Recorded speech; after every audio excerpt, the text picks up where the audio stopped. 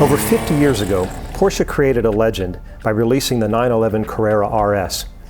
Its signature ducktail spoiler became an icon. They needed to make 500 of them to homologate the car for FIA Group 3 and 4 competition. In the end, they ended up building and selling over 1,500 of them. The following year, they came out with the 911 Carrera RS 3-liter. Its bodywork was even more outrageous, being based on the yet-to-be-released 911 Turbo wide bodywork. But the story doesn't end there. 10 years later, 1984, we got this, the 911 Carrera SC RS. Much like the vaunted 1967 Porsche 911R, the 1984 911 SC RS was built in a small batch series of less than 24 units. Its turbo-based bodywork was aluminum, was 600 pounds lighter than the 911 SC road car. Its front bumpers and rear bumpers were fiberglass. Its brakes are derived from the 917, and the lollipop seats feature from the Porsche 935.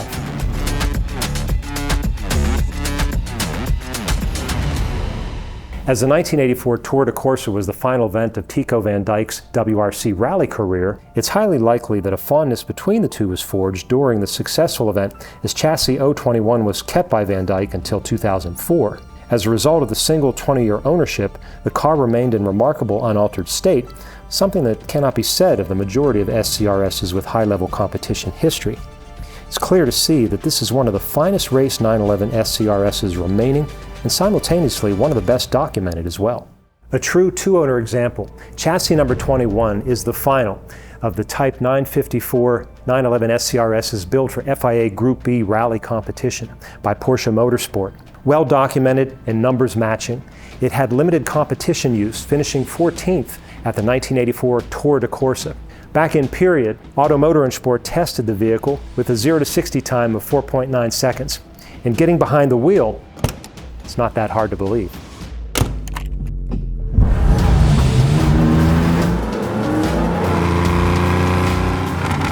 The 3-liter SCRS Redline was set at 8,000 RPMs, aided by lightweight internal competition components and a free-flowing dual-race exhaust.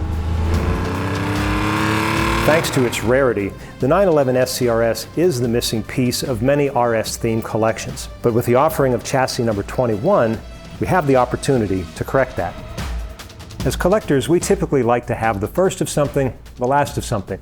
So I guess it begs the question, if you're watching and you happen to have one of the other cars and it isn't the first one, is it just a placeholder? And should this be the one that you collect?